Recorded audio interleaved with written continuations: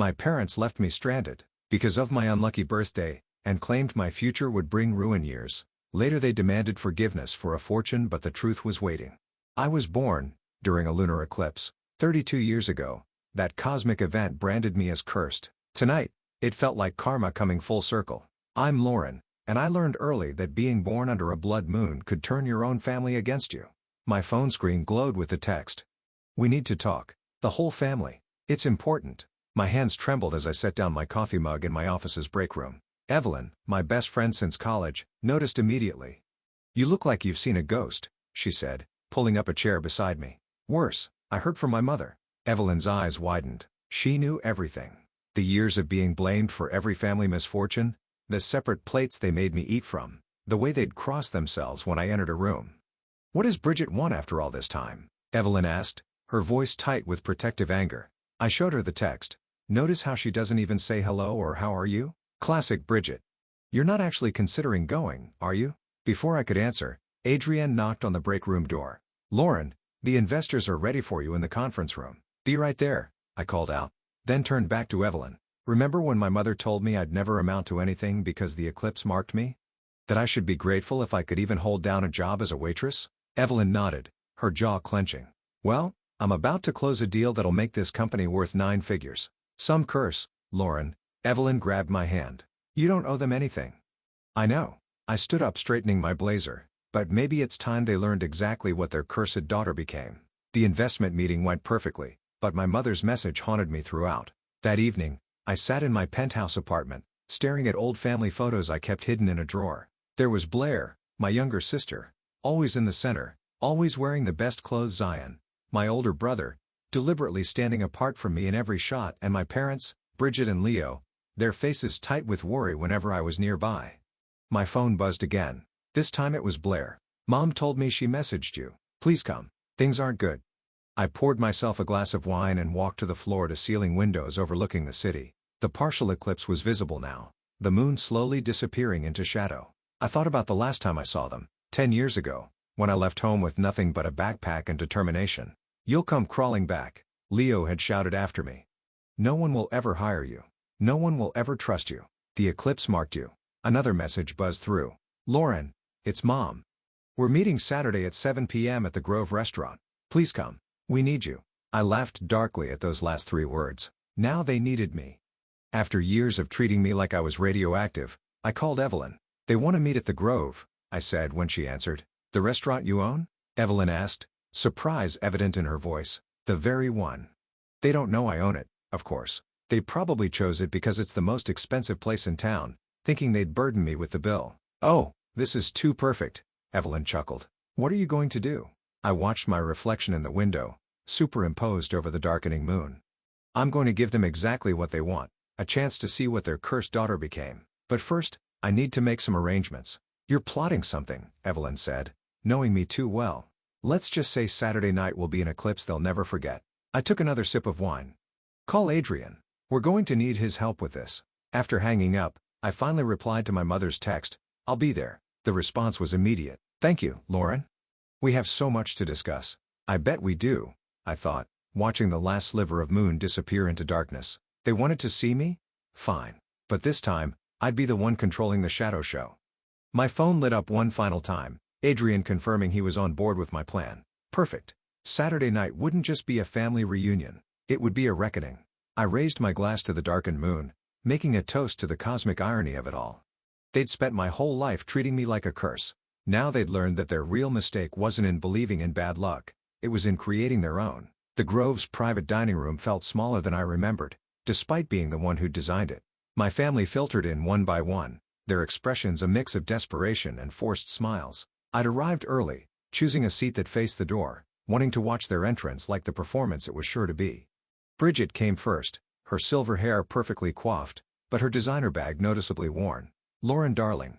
She moved to hug me, but I remained seated, forcing her to awkwardly pat my shoulder instead. "Mother," I said coolly, noting how her lipstick slightly trembled. Leo followed, looking older than his 59 years.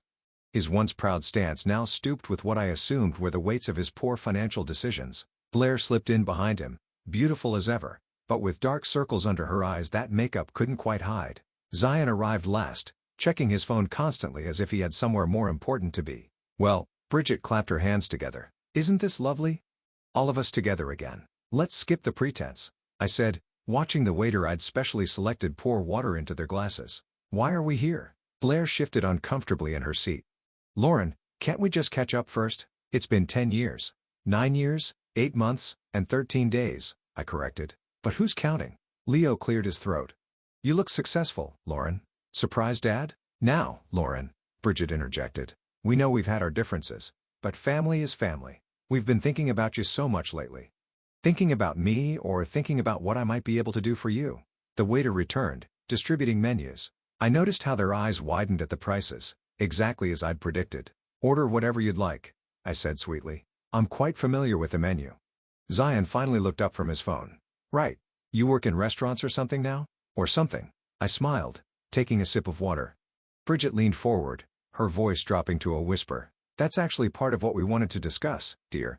We've heard you've done quite well for yourself. Define quite well, I said, watching their faces. Well enough to perhaps help family in need? Leo's voice cracked slightly. There it was. I sat back, letting the silence stretch uncomfortably. Blair broke first. Dad's business is failing. The house is being foreclosed. They're living with me right now, but I can barely afford my own place. And Zion's startup went bust. Zion finished, his face flushing. We're all kind of struggling. And you thought of me? I laughed, but there was no humor in it. The cursed child? The one who would bring nothing but bad luck? We were wrong.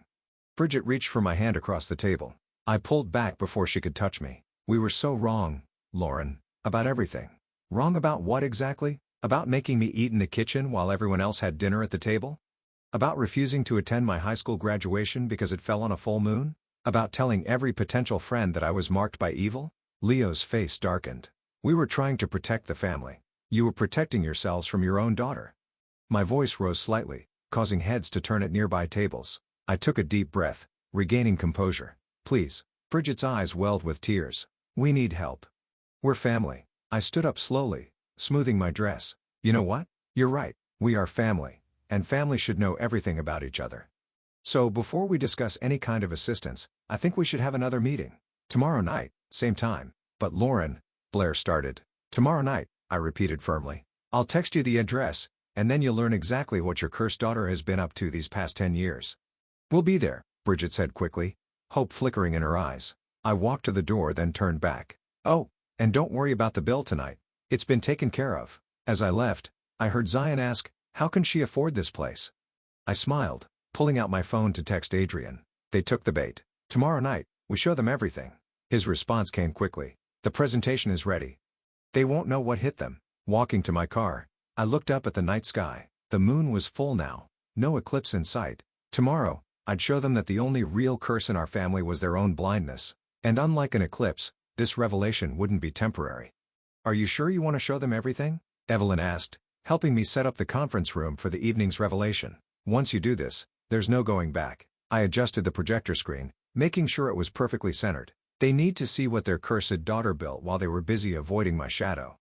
Adrian walked in carrying a stack of folders. Financial reports are ready. 10 years of growth, all documented, from your first food truck to your current restaurant empire. The memory of that first food truck made me smile.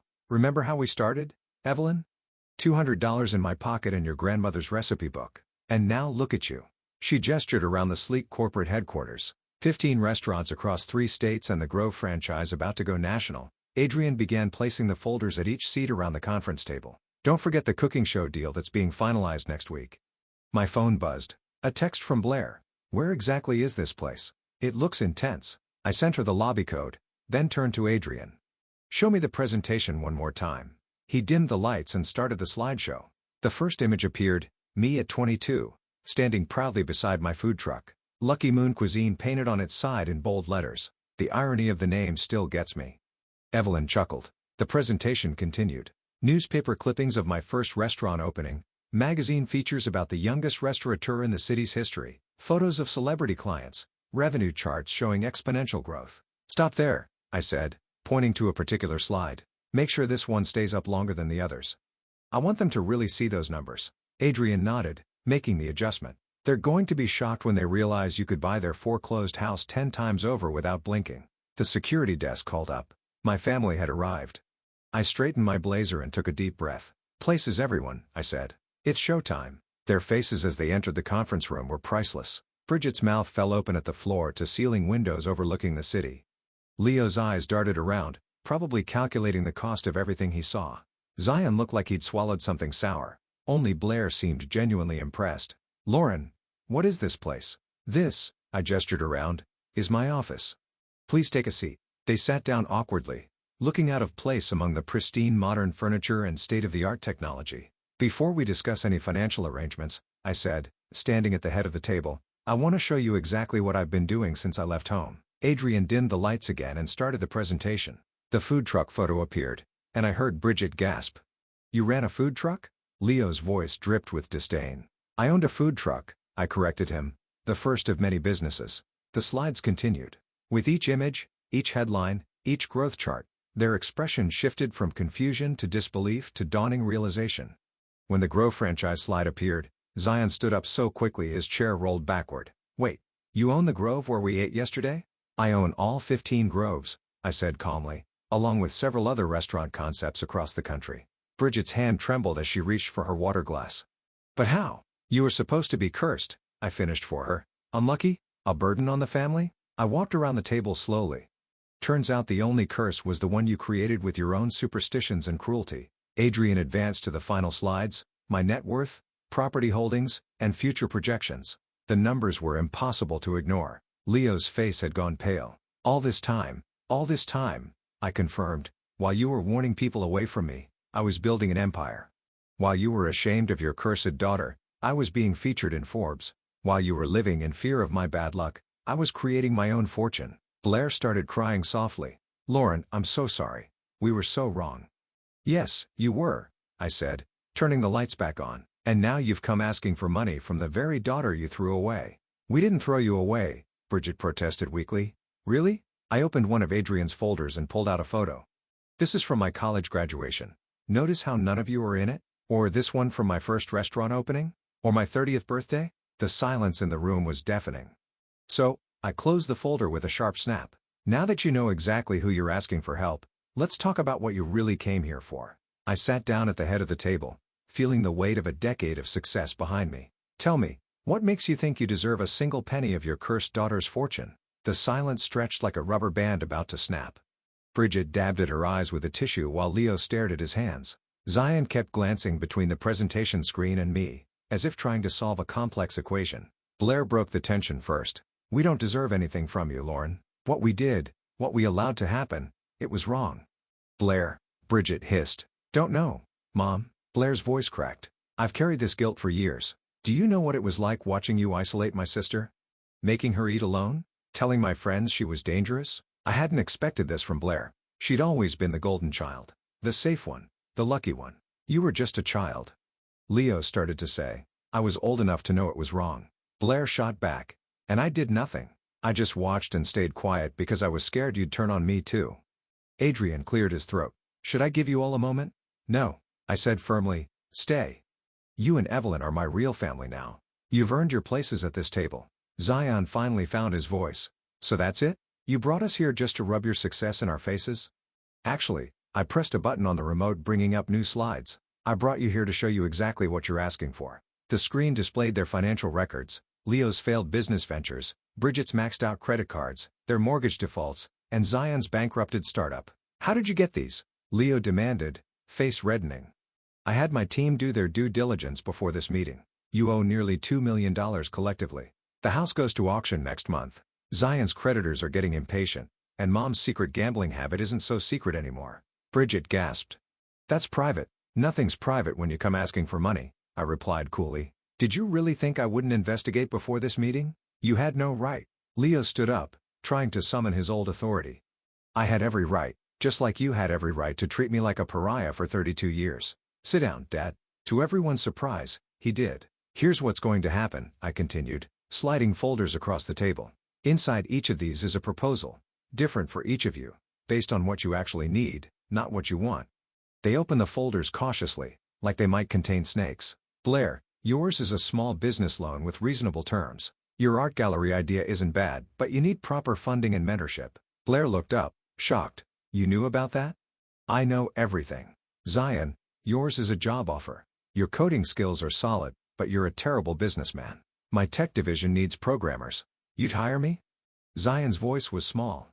I'd give you a chance to earn your way, which is more than you ever gave me. I turned to my parents. And you too. You get a choice. Option 1. I buy the house at auction. You continue living there, paying rent at market rate, no special treatment. Option 2. I help you find and finance a smaller place, something you can actually afford on Dad's pension. You do this after everything?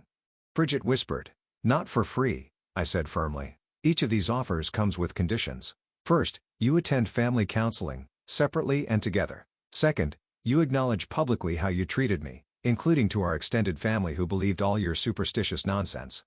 That's blackmail, Leo protested weakly. No, that's accountability.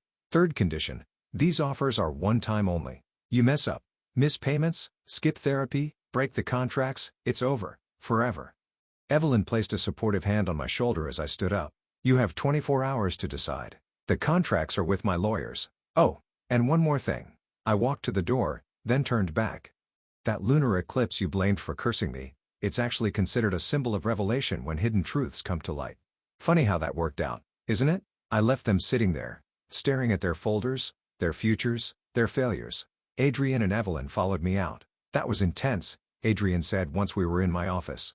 Think they'll take the deals? Evelyn asked. I looked out at the city lights, remembering all the nights I'd spent alone, believing I was cursed, worthless, unlucky. They'll take them. They don't have a choice.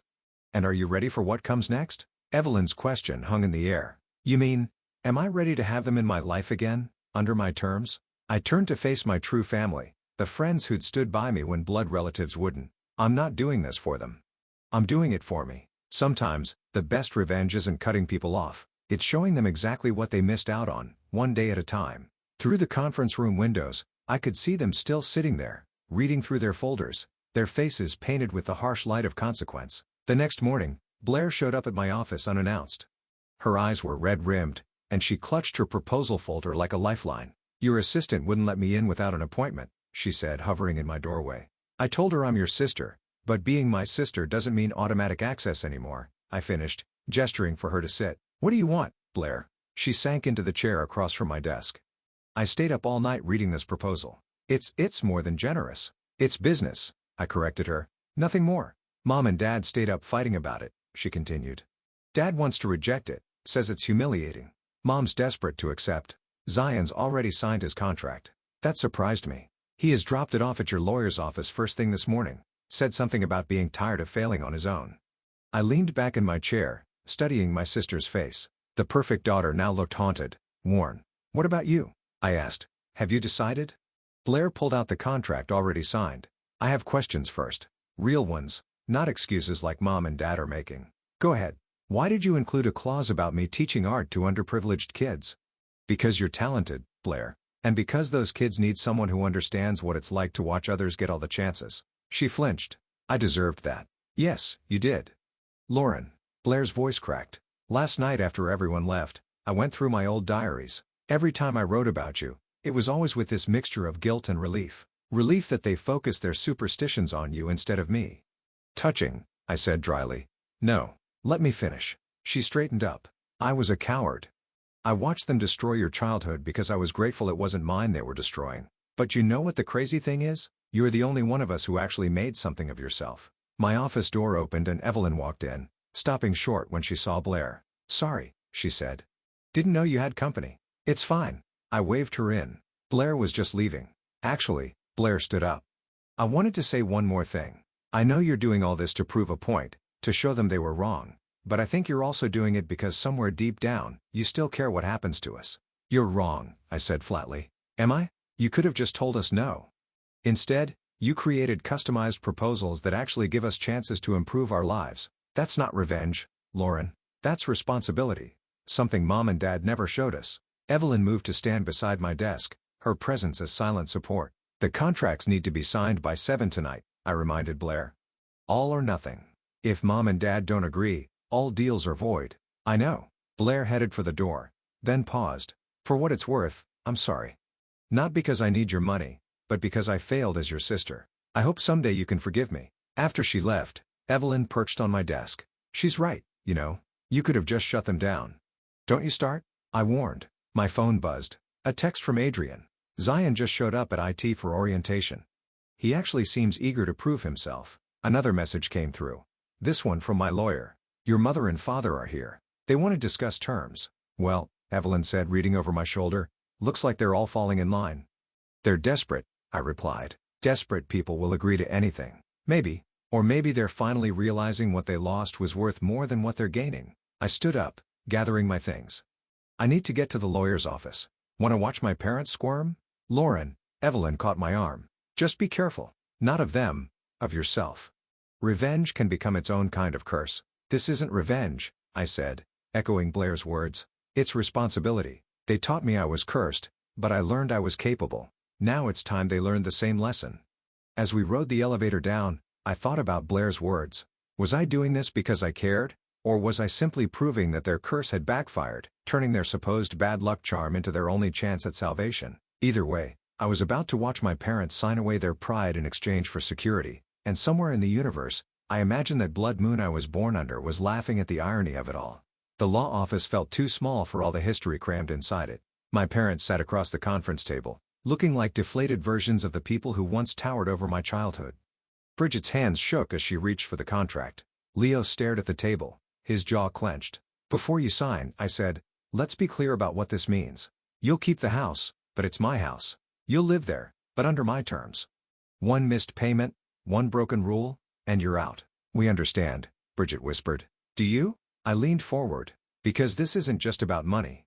You'll attend therapy twice a week. You'll write formal apologies to every family member you warned about my curse. You'll volunteer at the community center where other parents learn not to abuse their children with superstitious nonsense. Leo's head snapped up. We never abused.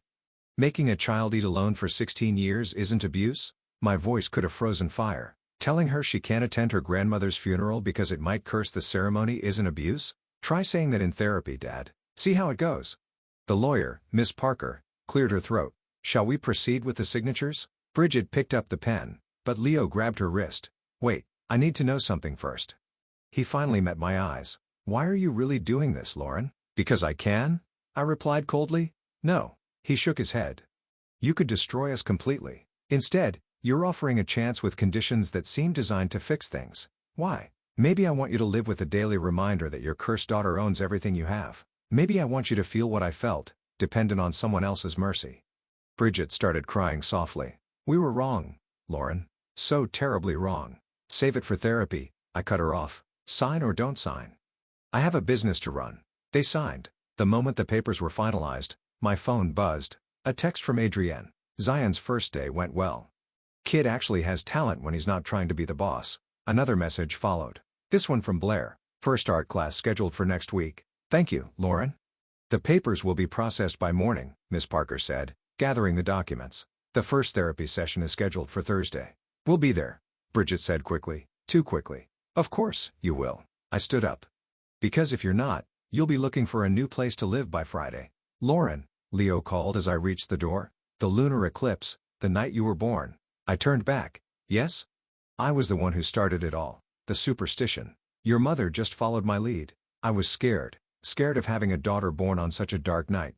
Scared of what it might mean. But I was wrong. The darkness wasn't in you. It was in me. For a moment, just a moment, I felt that little girl again, desperate for her father's approval. I pushed the feeling away. Save it for therapy, Dad. You've got a lot of sessions ahead to work through your fears. Outside, Evelyn waited in my car. How did it go? They signed, just like I knew they would. And how do you feel? I looked back at the building where my parents were probably still sitting, shell-shocked by how completely their lives had changed. I feel nothing and everything. They're going to hate living under my rules, my control, just like I hated living under theirs. But you're giving them a chance to change, Evelyn pointed out. I'm giving them what they never gave me, an opportunity to prove they can be better. My phone buzzed again. A message from the family group chat Zion had created.